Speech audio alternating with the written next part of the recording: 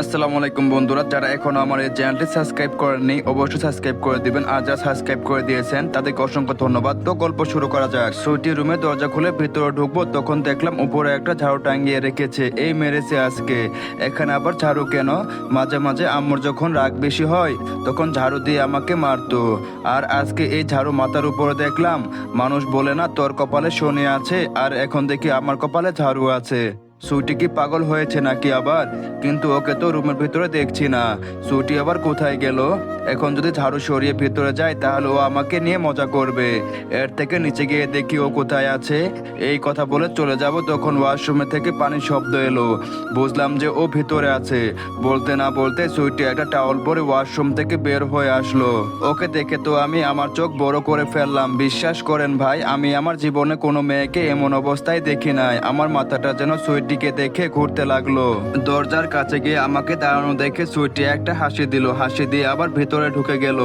একটা সুন্দরী মেয়েকে এমনই তো সামনে দেখলে কতটা ভালো লাগে, এর উপরে টাওয়াল পরা অবস্থায় দেখছি। বিশ্বাস করেন ভাই, ওকে কাছাকাছি টাওয়াল পরা অবস্থায় দেখে আমি নিজেকে নিজের ভিতর থেকে ধরে রাখতে পারলাম না। ওর এত সৌন্দর্য দেখে আমার অনুমতি ছাড়া শরীরের ভিতর থেকে আমার মন বের হয়ে সুইটির কাছে চলে গেল। একটা মানুষে কিছু না বলে যদি তার বুকে তীর ছোড়া হয় তাহলে মনে হয় যেন তার কলেজা ফেটে যাচ্ছে। আজকে সুইটিকে দেখেও আমার ঠিক এমনটাই মনে হয়েছে। যতই ওকে আমি আমার কাছ থেকে দেখি ততই যেন আমি ওর জন্য পাগল হয়ে যাই। এর মাঝে আবার ওয়াশরুমের দরজা খুলে সুইটি বের হয়ে আসলো। এবারও লাল রঙের একটা জামা পরেছে। আমাকে দরজার সামনে এখনো ও দাঁড়িয়ে থাকতে দেখে বলল, কি স্যার, আপনাকে কি আবার সেদিনের মতো আমন্ত্রণ করে ভেতরে আনতে হবে? আমি হাত দিয়ে ইশারা করে বললাম, উপরের জিনিসটা যদি না সরাও তাহলে আমি ভেতরে যাব কিভাবে? সুইটি আমার কথা অপেক্ষা করে ও আরো আয়নার সামনে গিয়ে সাজুগুজু করতে লাগলো। আমি আবার বললাম, আমি কি চলে যাব? আর আমি চলে গেলে তুমি বুঝি খুব খুশি হবে মনে হচ্ছে। ঠিক আছে, আমি চলেই যাব, তুমি থাকো। এবার আমার কথা শুনে সুইটি আমার সামনে এসে দরজার সামনে থেকে ঝাড়ু সরিয়ে আমার দিকে রাগে দেখিয়ে তাকিয়ে বলল, আমার কাছে আসছেন কেন? যান না আমার বান্ধবীদের পরিয়ে আসুন। আমি বললাম, ফালতু কথা না বলে তাড়াতাড়ি রেডি হয়ে আসো, এমনি কালকে তোমাকে পড়াতে পারিনি। সুইটি বলল, আমার মন বলবে আমি পড়বো নইলে নাই। আমি বললাম, ও তাই নাকি? দাঁড়াও, আন্টিকে ডেকে এই কথাই বলছি। মুহূর্তের ভিতরে সুইটি আমার কথা শুনে টেবিলের সামনে বসে গেল। মনে মনে বললাম, ওর পাগলামো দেখতে আমার বেশ ভালোই লাগে। একবার হাসে আবার মুহূর্তের ভেতরে রেগে যায়। বুঝি না ওকে আমি সুইটি মাত্র গোসল করে এসেছে, ওর শরীর থেকে এত সুন্দর একটা গন্ধ বের হচ্ছে, কি বলবো। আমাকে বসে থাকতে দিচ্ছে না, আমাকে তো পাগল বানিয়ে দিচ্ছে।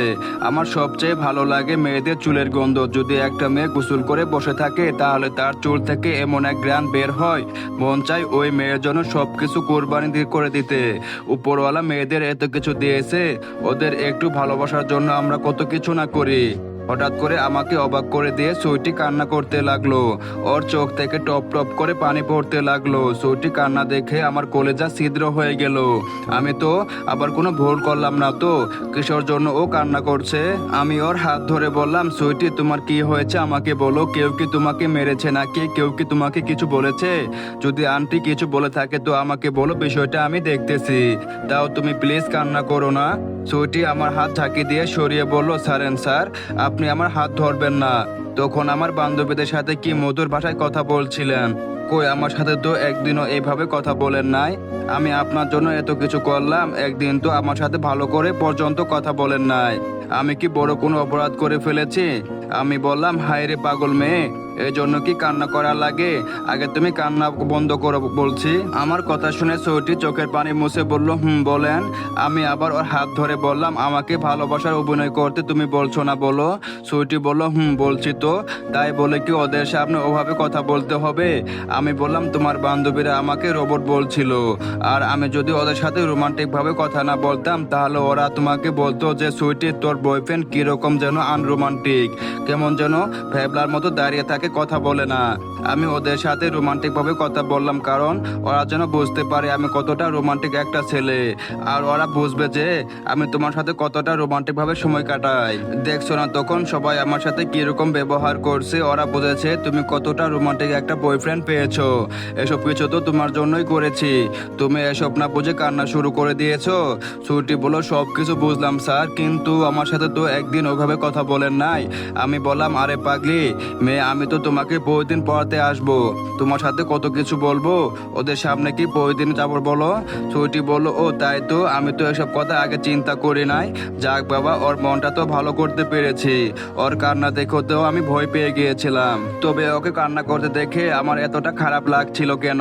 হয়তো ও আমার ছাত্রী, এজন্য খারাপ লাগছিল। আমি বুঝলাম না ছুটি দেখে আমার মন বারবার চলে যায় কেন। আর ওই রকম একটা কিউট মেয়েকে দেখে কার না ভালো লাগে বলেন তো? কিন্তু আমার মাথায় একটা কথা সব সময় রাখতে হবে যে আমি এখানে ছুটিকে পড়াতে আসছি, আর কখনো এই বাড়ির বদনাম যাতে না হয় আমার সেই দিকে খেয়াল রাখতে হবে। আঙ্কেল আমাকে কতটা সাহায্য করেছে, কখনো উল্টাপাল্টা কিছু চিন্তা করা যাবে না। আমি একটা বই হাতে নিয়ে বললাম তো এখন তোমার মন ভালো হয়েছে তো? সুইটি বলল হুম স্যার কিছুটা। আমি বললাম এখন পড়ো, তারপর মনটা আরো ভালো হবে। সুইটির পড়ানো শেষ হতেই আমি ওকে বললাম তোমাকে অনেক অনেক ধন্যবাদ, তোমার কারণে হয়তো আমি একটা চাকরি পেয়েছি। সুইটি বলল প্লিজ স্যার এভাবে বলবেন না, আর এটা তো সামান্য একটা বিষয়, এর জন্য কিছু বলতে হবে না। আপনি যে মাঝে মাঝে কি করেন না স্যার? আমি বললাম সুইটি শোনো। সুইটি বলল হুম স্যার বলেন। আমি বললাম সাজে তোমাকে খুব সুন্দর লাগে, মাঝে মাঝে আমি এটা বলি যে তোমার পাশে যদি কোনো পরীকে দাঁড় করানো হয় তাহলে তোমাকে তার থেকেও বেশি সুন্দরী লাগবে। তুমি আমার ছাত্রী বলে বলতে পারি না, তোমার চেহারা সত্যি মারাত্মক সুন্দর। আমার মুখ থেকে তো এটাই শুনতে চেয়েছিলে, এখন খুশি তো?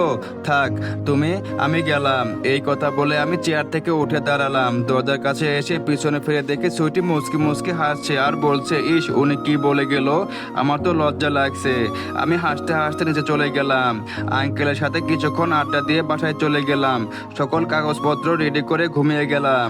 সকালে ঘুম থেকে উঠে রেডি হয়ে নিলাম। সকাল সকাল আম্মু আমাকে রেডি হতে দেখে বললো কিরে বাবা এত সকাল সকাল তুই রেডি হয়ে কই যাচ্ছিস? আমি বললাম আজকে একটা ইন্টারভিউ আছে, দোয়া করিও আম্মু। আম্মু বললো আচ্ছা বাবা যা, ভালো করে পরীক্ষা দিবি, আর রাতে আমাকে বলে রাখবি না। তুই একটু বস, দেখি আমি কিছু তৈরি করি। আমি বললাম কিছু করতে হবে না আম্মু, পরে এসে খেয়ে নিব, এখন আমি গেলাম। মাহি বলল ভাইয়া শোনো না। আমি বললাম হুম মাহি বলো কি হয়েছে? মাহি বলল আজ থেকে স্কুলে যাব, এর জন্য ভাবছিলাম। মাহির কথা শুনে আমি বুঝতে পারছি ও কিছু বলতে চেয়েছে। পকেটে ছিল 100 টাকা, কিন্তু কি আর করব, ছোট বোন বলল স্কুলে যাব, 100 টাকায় বের করে দিলাম। বাসা থেকে বের হয়ে চিন্তা করছি এখন তো হেঁটে হেঁটে অফিসের সামনে যেতে হবে, সময় তো আছে, এখন হাঁটতে থাকি। অফিসের সামনে যেতে যেতে প্রায় 15 মিনিট সময় লেগে গিয়েছে। ওরে বাবা কত বড় অফিস দেখা যাচ্ছে, আমি তো মনে করেছিলাম ছোট অফিস হবে হয়তো। যাই হোক চাকরি পেলেই হলো। চোখে চশমা লাগিয়ে আমি এমন একটা ভাব নিলাম যেন আমি এই অফিসের বড় একটা কিছু। এখানে আসার থেকে ছুটি আমাকে বলেছিল স্যার যদি বোকার মতো হয়ে থাকেন তাহলে কেউ আপনাকে দাম দিবে না, একটু স্টাইল মারবেন দেখবেন সবাই আপনাকে সম্মান করে। আমি ধীরে ধীরে হেঁটে লিফটে চলে গেলাম। লিফটে দরজা বন্ধ করব তখন দেখি একটা মেয়ে দূর থেকে হাতে ইশারা করে বলল এই আমার জন্য একটু দাঁড়াও আমিও যাব। দূর থেকে মেয়েটাকে দেখে মনে হলো বড়লোক বাবার মেয়ে, তবে চোখে ইয়া বড় একটা চশমা আছে।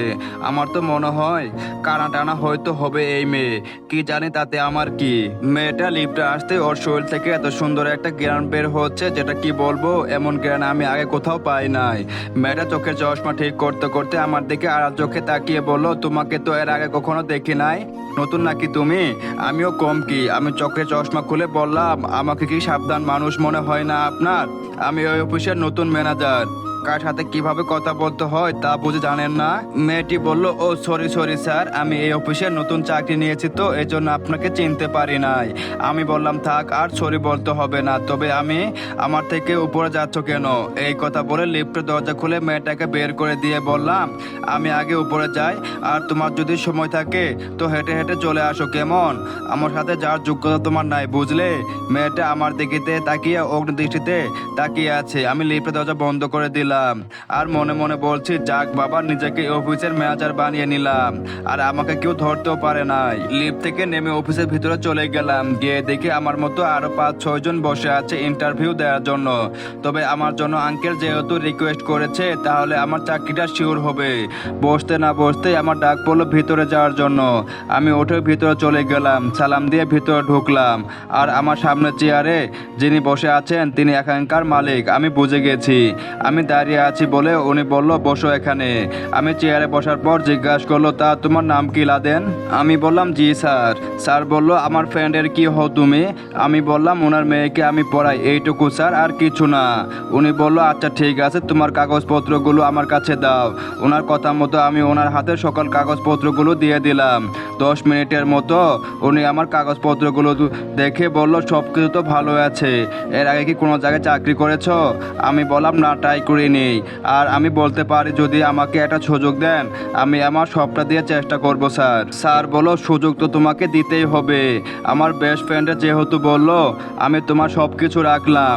এক কাজ করো, তুমি আমার মেয়ের সাথে কথা বলে আসো, দেখো না কি বলে। আমি বললাম, আপনার মেয়ে কি? স্যার বলল, আমার মেয়ে এই অফিসের ম্যানেজার। আমি তো কয়েকদিন পর চলে যাব, এজন্য ওকে সব কিছু শিখিয়ে দিচ্ছি।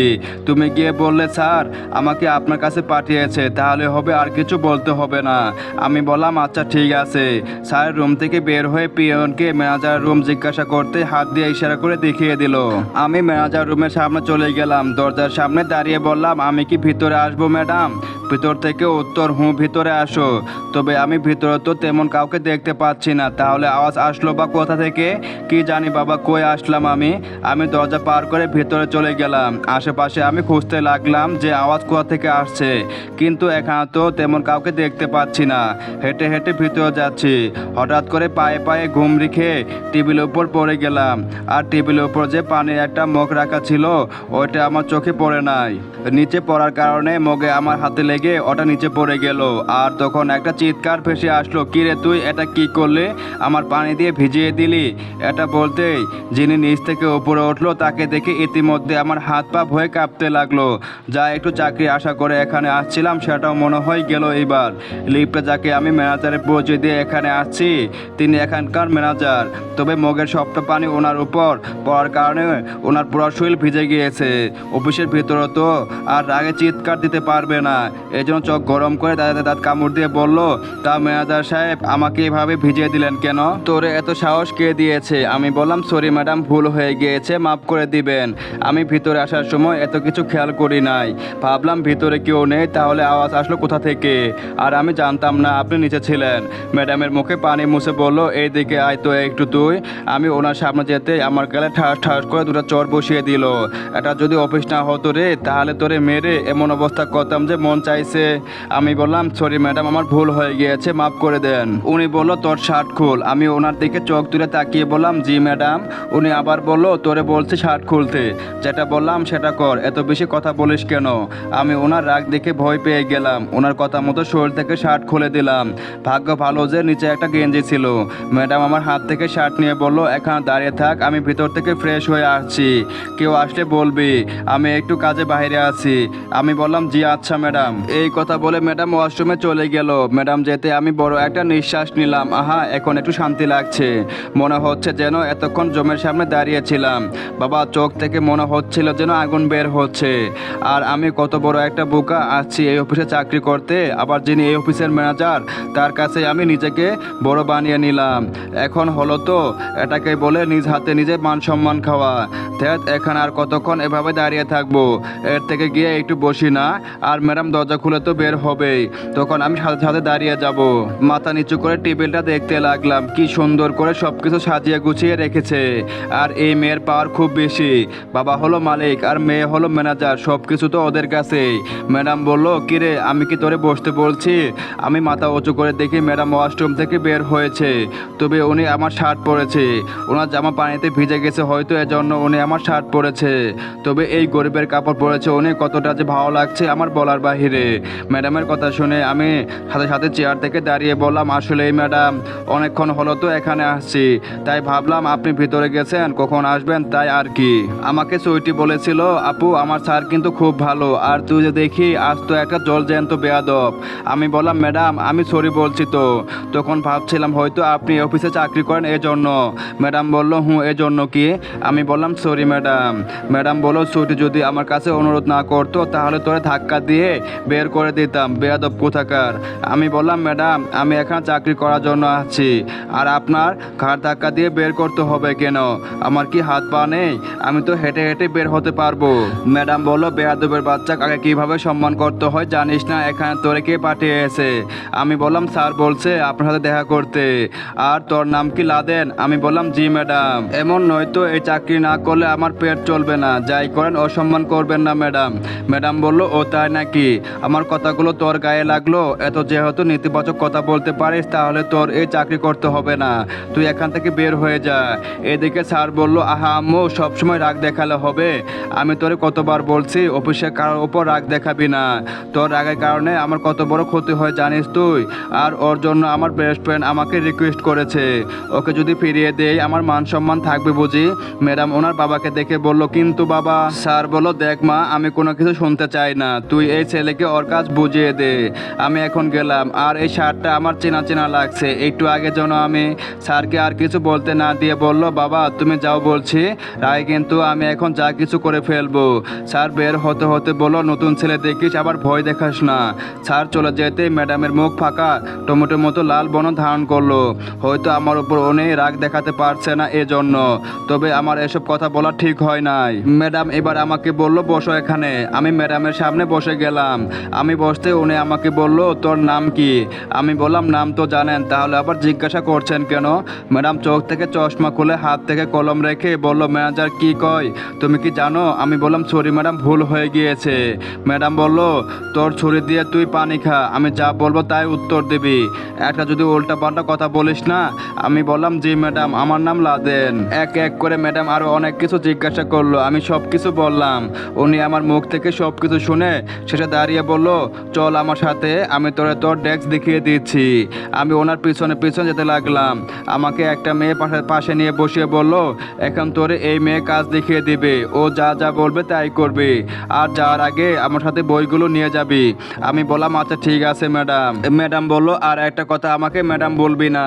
আমি বললাম তাহলে কি আপু বলবো? ম্যাডাম বলল ইস মন চাইছে তোরে যে কি করি, আমি চুপচাপ বসে আছি। উনি সবসময় এত রাগ দেখায় যেন আমি কিছু বুঝি না। যাওয়ার আগে ম্যাডাম বলে গেল আমাকে ম্যাম বলবি, মনে যেন থাকে। মনে মনে বললাম ম্যাম আর ম্যাডামের মাঝে আবার কোনো পার্থক্য আছে নাকি কি জানি, উনি কি বুঝে। তবে আঙ্কেল আর ছুটি যদি না বলতো তাহলে আমার আর চাকরি করতে হতো না, এই চাকরিটাও চলে যেত। ম্যাডাম যাওয়ার আগে যে মেয়েটাকে বলল আমাকে কাজ দেখাতে, সেই মেয়েটা আমাকে বলল আজকে কি তুমি নতুন জয়েন করেছো নাকি? আমি বললাম যে নতুন জয়েন করেছি। তবে আপনাকে কি ম্যাডাম বলতে হবে? মেয়েটা হাসি দিয়ে বলল না না না আমাকে তো বলতে হবে না, আমার নাম বন্যা, তুমি বন্যা বলে ডাকতে পারো। আমি বললাম আচ্ছা ঠিক আছে, এখন বলেন আমাকে কিভাবে কি করতে হবে। একটু একটু করে হাত ধরে বন্যা আমাকে সব কিছু দেখিয়ে দিতে লাগলো। অল্প অল্প করে কাজ করতে লাগলাম। এর মাঝে পিয়ন এসে বলে গেল আমাকে নাকি ম্যাডাম ডাকছে। ধুর বাবা এখন আবার কি বুঝলাম না, এই মেয়ে আমাকে কি পেয়েছে? আমি কি কাকে কি বলেছি? উনি তো এখানকার ম্যাডাম। ডেস্ক থেকে উঠতেই বন্যা বলল অফিসের সবাই ওনাকে কিন্তু ভয় পায়, যাও দেখো তোমাকে কি বলে। আমি চুপচাপ হেঁটে ম্যানেজারের কেবিনের সামনে গিয়ে বললাম আমি কি ভিতরে আসবো ম্যাম? ম্যাম বলল ভিতরে আয়। আমি ভিতরে যেতে কতগুলো বই আমার কাছে দিয়ে বলল এইগুলো আজকের ভিতরে শেষ করে কাল বইগুলো জমা দিবি আমাকে। আর কিভাবে শেষ করবি তা আমি জানি না, যদি এক পৃষ্ঠা থেকে একটা কিছু ভুল হয় তো তোর খবর আছে এই বলে দিলাম। এত বই দেখে আমি ভয় পেয়ে গেলাম, এতগুলো বই পড়ে আজকে দিনের ভিতরে কিভাবে শেষ করব আমার মাথা ঘুরতেছে বইগুলো দেখে। আমি বইগুলো হাতে নিয়ে বললাম ম্যাম এতগুলো বই দিনে কিভাবে? ম্যাম আমার দিকে আবার সেই রাগে দৃষ্টিতে তাকিয়ে বলল চাকরি করার ইচ্ছা আছে নাকি নাই? যদি ইচ্ছা থাকে তো আমার কথা শোনো, নইলে চুপচাপ এই অফিস থেকে বের হয়ে চলে যা, অযথা আমার সময় নষ্ট করবি না। এখান থেকে যা বলছি, বাসায় গিয়ে পড়তে থাক। বইগুলো হাতে নিয়ে মনে মনে বললাম কে যে আমাকে বলছিল এখানে চাকরি নিতে, এর থেকে বসে থাকা ভালো ছিল। বইগুলো নিয়ে বের হতে আমাকে দেখে সবাই হাসতে লাগলো। আমি আমার ডেস্কের সামনে গিয়ে বন্যাকে বললাম সবাই আমাকে দেখে এভাবে হাসছে কেন বলো তো? বন্যা বলল তোর মতো নতুন মুরগি পেয়েছে এজন্য হাসছে। আমি বললাম মুরগি মানে? বন্যা বলল এখন তোরা কিছু বলা যাবে না, কয়দিন যাক পরে সব কিছু বলবো, এখন বাসায় গিয়ে পড়া পড়া শুরু কর, নইলে তোর খবর আছে। আমি এক বুক দুঃখ নিয়ে অফিস থেকে বের হয়ে গেলাম। অফিস থেকে বের হয়ে আনমনে হাঁটতে লাগলাম আর চিন্তা করছি আমি এতগুলো বই পড়ে কিভাবে শেষ করব। কিন্তু আমার মাথায় শুধু একটা কথাই আসছে যে তখন আমাকে বন্যা বলল যে আমাকে নাকি নতুন মুরগি পেয়েছে। এই কথার অর্থ কি এটাই তো আমি বুঝলাম না। এর মাঝে আমার সামনে একটা মাইকো এসে দাঁড়ালো। মাইকো দেখে আমি বুঝে গেছি যে সুইটি এসেছে। আর আমার কথাও ঠিক তাই হলো। সুইটি গাড়ি থেকে নেমে ড্রাইভারকে বলল গাড়ি নিয়ে বাসায় চলে যেতে। আর ড্রাইভার ওর কথা মতো গাড়ি নিয়ে চলে গেল। সুইটি আমার হাতে এতগুলো বই দেখে বলল, ব্যাপার কি স্যার? মনে হচ্ছে যেন আপনি আবার নতুন করে পড়াশোনা শুরু করে দিয়েছেন। আমি বললাম, আর বলো না এই কথা। তোমার বোন এতগুলো বই ধরিয়ে দিয়েছে আর এগুলো আজকের ভিতরে শেষ করে দিতে হবে। আর এতগুলো বই কিভাবে শেষ করবো বলো তুমি? সুইটি বলল, আচ্ছা এই কথা, আমি আপুকে বলবো না, এত টেনশন নিয়েন না। আমি বললাম, তো তুমি আমাকে দেখলে কিভাবে? সুইটি বলল, রাস্তার পাশ দিয়ে তো যাচ্ছিলাম আর হঠাৎ করে আপনাকে দেখি, তাই ভাবলাম স্যারের সাথে কিছুটা সময় কাটাই। আমি বললাম, আমার সাথে সময় কাটাতে হবে না, এখন তুমি বাসায় চলে যাও, ঠিক আছে? সুইটি বলল, আপনি বললেই কি হবে, এখন বাসায় চলে যাব? স্যার আপনার সাথে আমার চা খাওয়ার খুব ইচ্ছা, চলেন না? আমি বললাম, রাস্তার পাশে দাঁড়িয়ে এসব কি আবদার করে বসো তুমি? এগুলো কিন্তু মোটেও ঠিক না। সুইটি আমার হাত থেকে বইগুলো নিয়ে বলল, কি ঠিক আছে কি ভুল আছে এত কিছু আমি জানি না, আমি যেটা বলছি সেটা করতে হবে, নইলে কিন্তু আমি এখানে বসে বসে কান্না করব। চলবে তো? গল্পটা কেমন লাগলো অবশ্যই জানাবেন। আর হ্যাঁ, যদি আপনারা সাপোর্ট দেন তো গল্পটা তাড়াতাড়ি শেষ করে দেবো। সবাইকে অসংখ্য ধন্যবাদ।